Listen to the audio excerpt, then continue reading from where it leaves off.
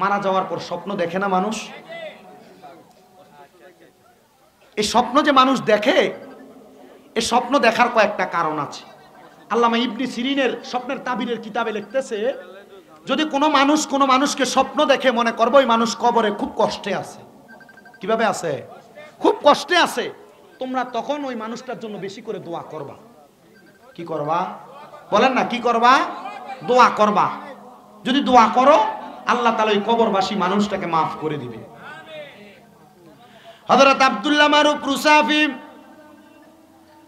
রাহমাতুল্লাহ আলাইহি বলে, আমাকে স্বপ্নের মধ্যে আয়েশা বলতেছে, হে আল্লাহর বান্দা, আমি বড় কষ্টের মধ্যে আছি। উনি বলেন, আমি স্বপ্ন দেখা বান্দারে জিগাইলাম, বান্দা কবরে যেহেতু কষ্টে আছো, তাহলে তোমার কবরের কষ্টের খবর আমি জানলাম, কিন্তু তোমার জন্য দোয়া করার জন্য তোমার বংশ কারা তাদেরকে তো আমার বলা লাগবে, তাদের পরিচয় আমাকে একবার বলো। আব্দুল্লাহ মারুফ রুসাফি বলেন, আমি ওনাকে জিজ্ঞাসা করার পরে উনি বললেন, রোম দেশের পূর্ব অঞ্চলে ওনার বাড়ি।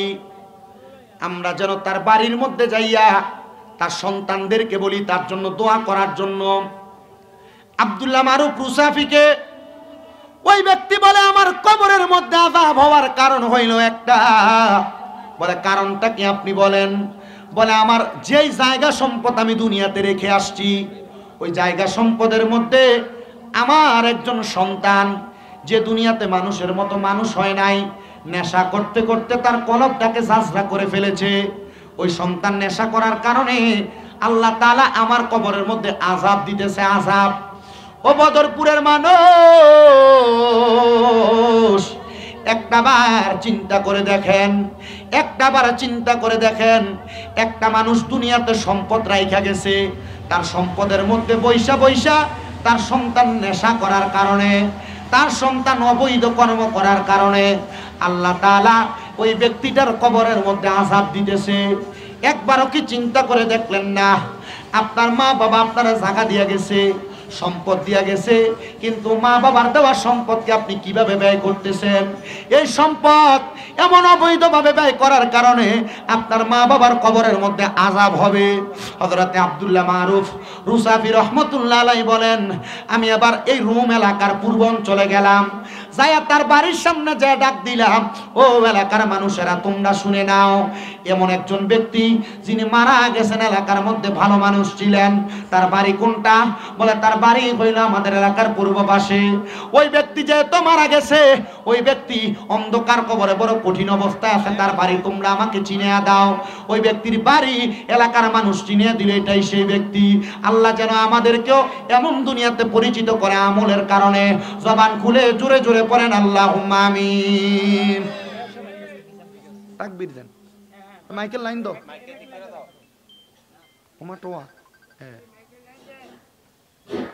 নারে তাকবীর, আল্লাহু আকবার। বিশ্বনবীর আগমন, শুভেচ্ছা স্বাগত, কাসার ভাইয়ের আগমন, শুভেচ্ছা স্বাগত, শুভেচ্ছা স্বাগত, কাসার ভাইয়ের আগমন।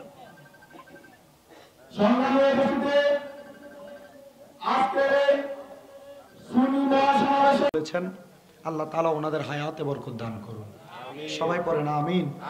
সবাই একটু মহাব্বত নিয়ে দুরূদ শরীফ পড়েন, আল্লাহুম্মা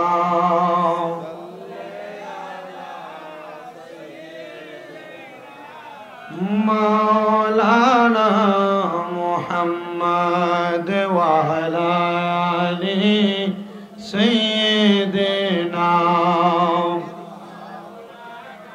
মোহাব্বত নিয়ে দুরূদ শরীফ পড়ি, আল্লাহুম্মা সাইয়্যিদিনা মাওলানা মুহাম্মদ ওয়া আলা ইমাম সাহেব কো মাওলানা। সবাই মোহাব্বত একটা তাকবীর দেন, নারে তাকবীর, নারে রিসালাত, নারে গাউসিয়া, আহলে সুন্নাত ওয়াল জামাত। প্রধান বক্তার আগমন, বদরপুরবাসীর পক্ষ